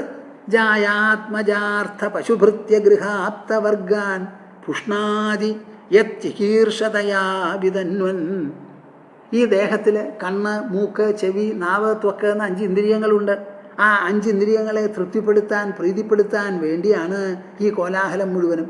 സ്വാന്തേ, ഇത്രയൊക്കെ കഷ്ടപ്പെട്ട് പണം സമ്പാദിച്ചത് ഉപയോഗിച്ച് ഇവരെയൊക്കെ ഇടയ്ക്കിടയ്ക്ക് വേണ്ടതുപോലെ നോക്കി പുഷ്ടിപ്പെടുത്തി അവസാനം എന്തുണ്ടായി? സകൃച്ഛ്രം അവരുദ്ധധനഃ സദേഹ. കഷ്ടപ്പെട്ട് സമ്പാദിച്ച മുതലൊക്കെ ഉണ്ട്. ആ മുതലോടുകൂടി സൃഷ്ട്വാസ്യ ബീജമവസീദതി വൃക്ഷധർമ്മ. ഒരു വൃക്ഷം അതെന്ത് ചെയ്യണു? അതിൽ ധാരാളം കായുണ്ട്. കുറേ കാലം ജീവിച്ചതിന് ശേഷം തന്നെപ്പോലെ ഒരു വൃക്ഷം ഉണ്ടാവാൻ വേണ്ടി അനവധി, ഇപ്പം മാവാണെങ്കിൽ മാങ്ങ, അതിലൊരു മാങ്ങയെങ്കിലും മുളച്ച് ആ മാവിൻ്റെ വർഗം അങ്ങനെ നിലനിൽക്കും. അതേമാതിരി നമ്മളും എന്ത് ചെയ്യണു? നമുക്ക് കുട്ടികളുണ്ടായി, കുട്ടികൾക്ക് കുട്ടികളുണ്ടായി. ആ വൃക്ഷം എങ്ങനെയോ തൻ്റെ വംശം നിലനിർത്താൻ വേണ്ടി പരിശ്രമിക്കുന്നത്, അതേമാതിരി തൻ്റെ കുടുംബം, തൻ്റെ തറവാട് നിലനിർത്താൻ വേണ്ടിയിട്ടുള്ള ബീജം വിത്ത് കുത്തിയിട്ട് മക്കളോടുകൂടി വൃക്ഷധർമാവിനെ പോലെ അങ്ങോട്ട് പോണു. എന്നാൽ ശ്രീമദ് ഭാഗവതം പറയുന്നത് അതാണോ? അതല്ല. മനുഷ്യജന്മം ഇങ്ങനെയുള്ളതിനല്ല. മനുഷ്യജന്മം ശ്രേയപ്രാപ്തിക്ക് വേണ്ടിയിട്ടാണ്. ഇതൊക്കെ പ്രേയസേ ആയുള്ളൂ, ശ്രേയസ്സായില്ല. അപ്പം ശ്രേയസ്സിന് വേണ്ടി പ്രത്യേകം പരിശ്രമിക്കണമെന്നാണ് ശ്രീമദ് ഭാഗവതത്തിൻ്റെ ഉദ്ദേശം. ജായാത്മജാർത്ഥ പശുഭൃത്യ ഗൃഹാപ്തവർഗാൻ പുഷ്ണാദിയത് പ്രിയ ചികീർഷതയാ വിതന്വൻ സ്വാന്തേ സകൃച്ഛ്രം അവരുദ്ധധനഃ സദേഹ സൃഷ്ട്വാസ്യ ബീജം അവസീദതി വൃക്ഷധർമ്മ. ഈ പാഠമൊക്കെ പഠിച്ചത് ഞാൻ എൻ്റെ ദേഹത്തിൽ നിന്നാണ്. നിങ്ങൾക്കൊക്കെ ഇതിൽ ഗ്രഹിക്കാനും രസകരമായി മനസ്സിലാക്കാനും വല്ലതൊക്കെ ഉണ്ടോ? അത് മാത്രമല്ല, അദ്ദേഹം പറയാണ്, ഇതൊക്കെ ഗൃഹസ്ഥന്മാരെ കണ്ട് പഠിച്ചിട്ടുള്ളതാട്ടോ. അവധൂതന് മക്കളും കുട്ടികളും ഒന്നുമില്ലല്ലോ. ജിഹ്വൈകതോമും അപകർഷതി ഗർഹിതർഷ ശിഷ്ണോന്യതത്വഗുദരം ശ്രവണം കുതശ്ചിത് ഘ്രാണോന്യതഃ ചപലദൃക് ക്വച കർമ്മശക്തി ബഹ്വ്യഃ സപത്നയിവ ഗേഹപതിം ലുനന്തി. ഭാഗവതം തന്നെ ഇങ്ങനെ പറയുള്ളൂ കേട്ടോ. ഇത് തന്നെയാണ് അദ്ദേഹം പറഞ്ഞത്. ആര്? വേദവ്യാസ മഹർഷി. ധർമ്മപ്രോജ്ജിത കൈതവോത്ര പരമോ നിർമ്മത്സരാണാം സദാം വേദ്യം വാസ്തവമത്ര വസ്തു ശിവദം താപത്രയോന്മൂലനം. അത് പറഞ്ഞു തന്നെയാണ്. ആ ഗൃഹസ്ഥന്മാരുടെ ജീവിതത്തിനെ പറ്റി പറയുകയാണ്. അവരാരെങ്കിലും ഇങ്ങനെ ധരിക്കാറുണ്ടോ? ഗൃഹസ്ഥന്മാരെ എങ്ങനെ ജീവിക്കണമെന്ന് പറയാൻ അഗൃഹസ്ഥനായിട്ടൊരാൾ വേണം. എന്താ? അവർക്ക് ഗാർഹസ്ഥ്യത്തിൽ അവരുടെ കുടുംബവും കുട്ടികളെ പറ്റിയിട്ടുള്ള ആലോചനയും അതിനുള്ള കള്ളപ്പണവും കൊള്ളപ്പണവും ഒക്കെ ഉണ്ടാക്കാനുള്ള തിരക്കാണ്. അവർക്ക് തത്വം ആലോചിക്കാനുള്ള സമയമില്ല. ജിഹ്വൈകതോമും അപകർഷതി കർഹിതർഷ. ഈ മനുഷ്യ ശരീരത്തിൽ ജീവിക്കുക എന്ന് പറഞ്ഞാൽ വലിയ ഒരു സംഘട്ടനത്തിന് വിധേയമാവുക എന്നർത്ഥം. സംഘട്ടനം എവിടേക്കൊക്കെയാ പിടിച്ചുവലിയെന്നറിയോ? ജിഹ്വൈകതോമും അപകർഷതി. നാവുണ്ടല്ലോ, ഈ നാവ് ഒരു സ്ഥലത്തേക്ക് പിടിച്ചു വലിക്കുക. ആരുടെയാ ഈ നാവ്? എൻ്റെ നാവാണ്, എൻ്റെ ചെവിയാണ്, എൻ്റെ മൂക്ക്, എൻ്റെ കണ്ണ്, എൻ്റെ ത്വക്ക് ഒക്കെ എൻ്റെയാണ്. ഇവർക്ക് എല്ലാവർക്കും എന്നോട് തുല്യാവകാശവും തുല്യബന്ധവുമാണ്. അപ്പോൾ ഒരാളെയും ഇതിൽ നിരസിക്കാൻ വഴിയില്ല. ഒക്കെ തുല്യാവകാശക്കാരാണ്. ഏതുപോലെ 5 ഭാര്യമാരെ കല്യാണം കഴിച്ചിട്ടുള്ള ഒരു ഗൃഹപതിയെ പോലെ 5 ഭാര്യമാർക്കും തുല്യമാണ് അവകാശം. അപ്പോൾ എല്ലാവരും പിടിച്ചു വലിച്ചാൽ പോകാണ്ടിരിക്കാൻ പറ്റുമോ? ഇപ്പം തന്നെ വരുമെന്ന് പറയുമരുത്. മറ്റൊരാൾ പറയും ഞാൻ കണക്കാക്കിയിരിക്കുകയാണ്, ഇപ്പം തന്നെ വേണമെന്ന്. എങ്ങടെ ഈ പോവാ? ഇതുപോലെയുള്ള ഒരു സ്ഥിതിയാണെന്നാണ് പറയണത്. ജിഹ്വൈകതോമും അപകർഷതി കർഹിതർഷ. അപ്പോഴേക്കും ദാഹം ഒരു സ്ഥലത്തേക്ക് പിടിച്ചു വലിക്കുന്നു, നാവ് ഒരു സ്ഥലത്തേക്ക് പിടിച്ചു വലിക്കുന്നു. ശിഷ്ണോന്യതത്വഗുദരം. ജനനേന്ദ്രിയം ഒരു സ്ഥലത്തേക്ക് പിടിച്ചു വലിക്കുന്നു, അത് വേറൊരു സ്ഥലത്തേക്കാണ്. ത്വഗുദരം ശ്രവണം കുതശ്ചിത്. ത്വക്ക് വേറെ ഒരു സ്ഥലത്തേക്ക്, കാത് വേറെ ഒരു സ്ഥലത്തേക്ക്. ഇതൊക്കെ വിവിധ സ്ഥലങ്ങളിലേക്കാണ് പിടിച്ചു വലിക്കുന്നത്. ഘ്രാണോന്യത. മൂക്കോ വാസന എന്തെങ്കിലും അഭിലഷിച്ച് എനിക്ക് അത് തരൂ ഇത് തരൂ എന്ന് പറയും. എല്ലാവരും ചന്ദനത്തിരിയും കർപ്പൂരം ആവശ്യപ്പെടുന്നവർ വളരെ ചുരുക്കമേ ഉണ്ടാവുള്ളൂ. അല്ലാതെ പല രാസവസ്തുക്കളും ഉണ്ട്, പൂക്കളും ഉണ്ട്. അതൊക്കെ കിട്ടണം എന്ന് പറഞ്ഞ് എനിക്ക് അത് വേണം ഇത് വേണം എന്ന് പറഞ്ഞ് പിടിച്ചു വലിക്കുക. ചപലമായിരിക്കുന്ന കണ്ണോ ചപലദൃക് വച കർമ്മശക്തി. ചപലദൃഷ്ടിയാണ് നമ്മുടെ കണ്ണ്. അപ്പോൾ ആ കണ്ണിൽ ഇരുന്നിടത്തുനിന്ന് വളരെ ദൂരം കാണാം. ആരെന്ത് ചെയ്താലും ഇവിടുന്ന് കാണാം. അപ്പം നോക്കിയിട്ട് എനിക്ക് ഇന്നത് വേണം ഇന്നത് വേണമെന്ന് പറയാൻ അസംഖ്യം വസ്തുക്കളായി. ക്വച കർമ്മശക്തി ക്വച കർമ്മശക്തി. എന്തോ പൂർവജന്മ വാസനയായാലും നമ്മൾ ജനിച്ചപ്പോൾ അച്ഛനമ്മമാർക്ക് കുട്ടിയായിട്ടാണ് ജനിച്ചിരിക്കുന്നത്. എങ്ങനെയാണോ ബയോളജിക്കൽ ഹെറിഡിറ്റി, നമ്മുടെ ശരീരത്തിൻ്റെ ആ ജൈവം ആയിട്ടുള്ള ഭാവം ഉണ്ടല്ലോ, അതിനനുഗുണമായിട്ടുള്ള ഒരു പൈതൃകം നമ്മുടെ ശരീരത്തിൻ്റെ ഭാഷ, സമ്പ്രദായം, അംഗങ്ങൾ, ഉപാംഗങ്ങളൊക്കെ എങ്ങനെയാണോ അച്ഛനമ്മമാരെ അനുസരിച്ച് വളരുന്നത്, അതേമാതിരി നമ്മുടെ മനസ്സിനും ഒരു ഹെറിഡിറ്റി ഉണ്ട് ജനിക്കുന്ന സമയത്ത്. അത് അച്ഛനമ്മമാരും അവരുടെ അച്ഛനമ്മമാരും 7 തലമുറ വരെ നീണ്ടു നിൽക്കും എന്നൊക്കെയാണല്ലോ പറയുക. അങ്ങനെയുള്ള ഒരു കർമ്മവാസന നമ്മുടെ മനസ്സിലുണ്ട്. ആ കർമ്മവാസനയ്ക്ക് അനുഗുണമായിട്ട് അതും പിടിച്ചു വലിക്കും. ഒന്ന് ഷീട്ട് കളിക്കാൻ പോകണം, ഒന്ന് ക്ലബിലേക്ക് പോകണമെന്ന് തോന്നുകയും അത് വേറെ ആരും പറഞ്ഞിട്ടില്ല, അവനോന് തോന്നണതാ. അപ്പോൾ ഈ 5 ഇന്ദ്രിയങ്ങളും നമ്മുടെ കർമ്മശക്തിയും എല്ലാം കൂടിയിട്ട് ബഹ്വ്യഃ സപത്നൈവ ഗേഹപതിം ലുനന്തി. അനവധി സപത്നികൾ, തുല്യാവകാശമുള്ള സമാന പത്നിമാരായിട്ടുള്ളവർ ഒരു ഗൃഹസ്ഥനുണ്ടെങ്കിൽ ആ ഗൃഹസ്ഥൻ ആരുടെ അടുത്തേക്കാണ് പോവുക? ഒരാളുടെ അടുത്ത് പോയാൽ വേറൊരാൾ കണ്ണുരുട്ടി മുഴിക്കും. അവിടെ ചെന്നാൽ പിന്നെ ഒരാൾക്ക് പരിഭവമായി. എവിടേക്കാണ് പോകാൻ പറ്റുക? ഒരു സ്വൈരവും ഇല്ലാത്ത ജീവിതം. ഇതാണ് ഗൃഹസ്ഥൻ്റെ. ബഹ്വ്യഃ സപത്നൈവ ഗേഹപതിം ലുനന്തി. നിങ്ങൾ ആരെങ്കിലും ആലോചിക്കുന്നുണ്ടോയെന്നറിയില്ല. അമ്മയുടെ ഗർഭത്തിലിരിക്കുന്ന സമയത്ത് നമ്മുടെ ഫീറ്റസ് സ്വയം ഉണ്ടാക്കിയതാണ് നമ്മുടെ ഇന്ദ്രിയങ്ങളെ മുഴുവനും. അപ്പം എല്ലാം അവനവൻ തന്നെ ഉണ്ടാക്കിയിട്ടുള്ളതാണ്. സ്വന്തം കുട്ടികളെ പോലെയെന്ന് വിചാരിക്കാം, അല്ലെങ്കിൽ ഭാര്യമാരെ പോലെയെന്ന് വിചാരിക്കാം. അപ്പം കണ്ണിന് നമ്മളോട് വലിയ അവകാശമുണ്ട്, തുല്യാവകാശമുണ്ട് കാതിന്. അപ്പം കാതിന് പറയാം എന്നെ കേൾപ്പിക്കുമെന്ന്, കണ്ണിന് പറയാം എനിക്ക് കാഴ്ച തരുമെന്ന്, മൂക്കിന് പറയാം എനിക്ക് വാസനിക്കാൻ തരുമെന്ന്. എല്ലാവരും ഇങ്ങനെ പറഞ്ഞ് പിടിച്ചു വലിച്ചുകൊണ്ടിരിക്കുക. അത് സപത്നികളുള്ള ഒരു ഗൃഹസ്ഥൻ്റെ സ്ഥിതി എന്തോ അതുപോലെയാണ്. ജിഹ്വൈകതോമും അപകർഷതി കർഹിതർഷ ശിഷ്ണോന്യതസ്ത്വഗുദരം ശ്രവണം കുതശ്ചിത് ഘ്രാണോന്യതശ്ചപലദൃക് ക്വച കർമ്മശക്തി ബഹ്വ്യഃ സപത്നൈവ ഗേഹപതിം ലുനന്തി. മനുഷ്യ ശരീരമുണ്ടല്ലോ, ഈ ശരീരം വളരെയധികം വിചിന്തനം ചെയ്ത് വിലമതിക്കേണ്ടതാണ്. അങ്ങനെ ഒരു വിചിന്തനമോ ഒരു വിലമതിപ്പോ സാധാരണ നമ്മുടെ ഭൗതിക വിദ്യാഭ്യാസ പദ്ധതികളൊന്നിലും ഇല്ല. ഇങ്ങനെ ഒരു നിരൂപണം തന്നെ കാണില്ല. ആന്ത്രോപോളജി എന്ന് മുതലായിട്ടുള്ളതൊക്കെ പഠിപ്പിക്കുന്ന ആൾക്കാരുണ്ടല്ലോ, അവരൊന്നും ഈ വക കാര്യങ്ങളെപ്പറ്റി ചിന്തിക്കില്ല. ഈ ഭാരതീയ തത്വശാസ്ത്രത്തിൽ, നമ്മുടെ സംസ്കാരത്തിൽ മനുഷ്യ ശരീരത്തിനൊരു വലിയ വിലയാണ്. ആ വിലയെപ്പറ്റി എല്ലാവരും മനസ്സിലാക്കണം. നമ്മൾക്ക് ഒരു കുട്ടി ഉണ്ടാവാൻ പോകുന്നുണ്ടെങ്കിൽ എന്നാണ് ഡ്യൂ ഡേറ്റ് എന്ന് പറഞ്ഞ് ചോദിക്കും. എന്നിട്ടോ ആ കുട്ടി ഉണ്ടാവുന്നതിന് മുൻപ് ഇന്നത്തെ കാലത്ത് ആൺകുട്ടിയോ പെൺകുട്ടിയോ എന്ന് വരെ നമുക്കറിയാം. പേരും കൂടി നിശ്ചയിച്ച് ഒരു 12 24 ഉടുപ്പൊക്കെ തുന്നി തയ്യാറാക്കി വയ്ക്കും. അതിനൊക്കെ എല്ലാവരും തയ്യാറാണ്. പക്ഷേ ഈ ഉണ്ടാവാൻ പോകുന്ന കുട്ടി ഒരു മനുഷ്യക്കുഞ്ഞാണ്, മനുഷ്യ ശരീരമാണതിന്. ആ മനുഷ്യ ശരീരം എന്തിനു വേണ്ടിയിട്ടാണോ വാസ്തവത്തിൽ വിഭാവനം ചെയ്തിട്ടുള്ളത്, ആ ഒരു കാര്യത്തിനെ പറ്റി അച്ഛനമ്മമാരോ മക്കളോ ആരും തന്നെ അതിൽ ഉദ്ബുദ്ധരല്ല. എന്നാൽ അധ്യാപകന്മാരോ അവരും അതിൽ ഉദ്ബുദ്ധരല്ല. ഇന്നത്തെ കാലത്ത് നമുക്ക് വർത്തമാന പത്രങ്ങളുണ്ട്. ആ വർത്തമാന പത്രങ്ങളിൽ ആനുകാലികമായി എന്തൊക്കെയാണ് അവരതിൽ പറഞ്ഞ് മനസ്സിലാക്കുന്നത്. അതേസമയത്തും ഈ മനുഷ്യജന്മത്തിൻ്റെ ഒരു ശ്ലാഘ്യത, അതിൻ്റെ ശ്രേഷ്ഠത, അതിൻ്റെ സർവോത്തമമായിരിക്കുന്ന ഒരു വില ഇതെവിടെയെങ്കിലും ഒരു വിമർശന ബുദ്ധിയാ പഠിപ്പിക്കുന്നുണ്ടോ? ഇല്ല. നമ്മുടെ ശാസ്ത്രങ്ങൾ മുഴുവൻ അതിന് വളരെയധികം ഊന്നൽ കൊടുത്തുകൊണ്ടിരിക്കുക.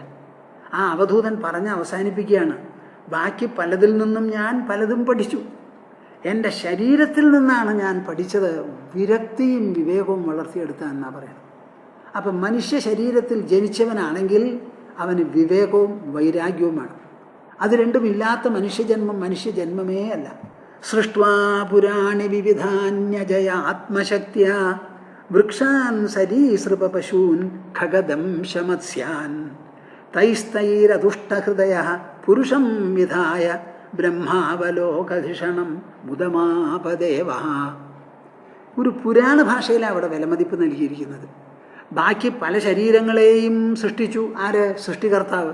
സൃഷ്ട്വാ പുരാണി വിവിധാന്യജയ ആത്മശക്തിയ. അനവധി പുരങ്ങൾ എന്ന് പറഞ്ഞാൽ എന്താ? പട്ടണങ്ങൾ.